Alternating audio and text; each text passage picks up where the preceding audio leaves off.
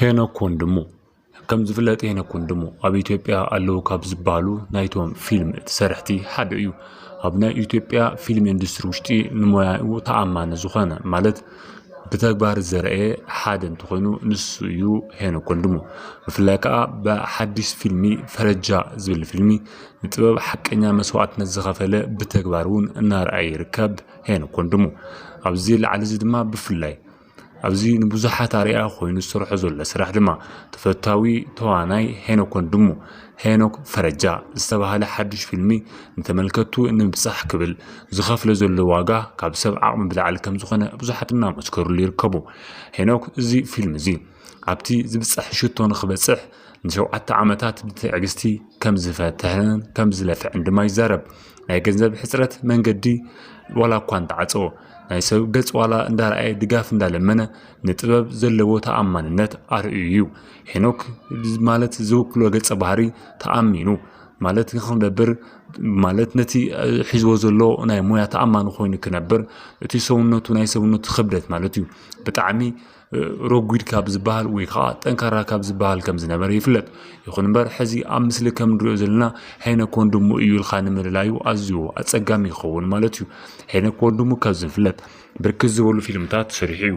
ብርክት ዝበሉ ፊልምታት ድማ ብተኸታታሊ ናይ ኣምሓርኛ ቋንቋ ዝዛረቡ ናይ ፊልሚ ጥራሕ ዘይኮነሲ ብዙሓት ትረኻታት እውን ኣብ ሬድዮን ካልኦት ምድላዋትን ዘብፅሐ ብሉፅ ተዋሳኢ እዩ።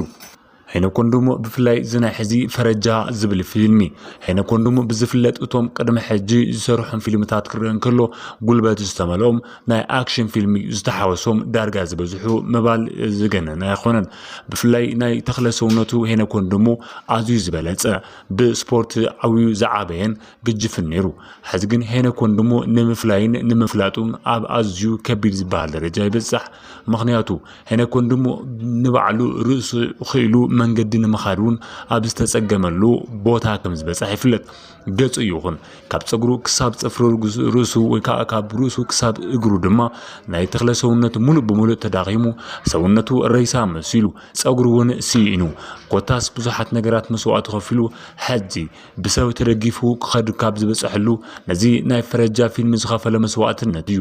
ይኹን እምበር ዘመን ላዕሊ ኣብ ዝበፅሐሉ ቴክኖሎጂ ኣብ ዝተረቃቐሉ እዋን ነቲ ንሕዚ ናይ ሰውነቱ መስዋዕቲ ዝኸፈሎ መፈላለገደስ ዋላ እኳ እንተዘይኮነ ሄኖክ ወንድሙ ግን ብዝተቐናበረ ዘይኮነሲ ብኣካል ኮይኑ ፈረጃ ፊልም ድማ ካብ ረጉድ ክሳብ ቀጢን ብምዃን ድማ እናተዋስአ እቲ ፊልም ድማ ብብኽያት ድማ ሎሚ ከም ዝዛዘሙ ሓቢርሎ ብርክት ዝበሉ ፈተውቱ ድማ ናይ ሄኖክ ወንድሙ ተግባር ፈትዮም ኣለው።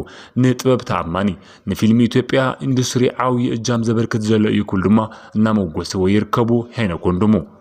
ብፍላይ ሄኖክ ወንድሙ ቅድሚ 2 ሰዓታት ኣቢሉ ኣብ ዝዘርግሖ ቪድዮ ማለት እዩ ኣዝዩ ልቢ ሰባት ሰቢሩ ይርከብ።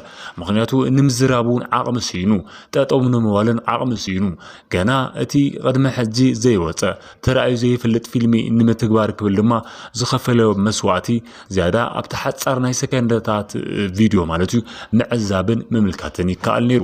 ስለዚ ሄኖክ ወንድሙ ዝኸፈለ መስዋዕቲ ዝያዳ ንፊልም ኢንዱስትሪ ኢትዮጵያ ናብ ዝዓለ ብራ ከም ዘቆናጥጦ ድማ ዝተኣመነ ይገብሮ ማለት እዩ። ስለዚ ኩላትና ናይ ሄኖክ ወንድሙ ማለት ብዝኻልናዮ ብንሰምዖ ቋንቋ ድማ ፈረጃ ዝብል ፊልም ክንሪኦ ድማ ንዕድም። ብፍላይ ኣብ ኢትዮጵያ ድማ ብርክት ዝበሉ እዚ ፊልሚ መዓዝ ይወፅእ ክሳብ መዓዝ ዝብል ካብ ብሕጂኡ ጀሚሩ ድማ እናተፀበይዎ ይርከቡ። ንሄኖክ ወንድሙ ድማ ብፍልይ ዝበለ እቲ ናይቲ ዝሰርሖ ድኻምን ፃምእን ድማ ክረክብ ከም ዘለዎ ህዝቢ ኢትዮጵያ ብፍላይ ፈተውቲ ፊልሚ ኢንዱስትሪ ድማ ካብ ባጋ ክከሓስ ኣለዎ ሄኖክ ወንድሙ እናበሉ ይርከቡ።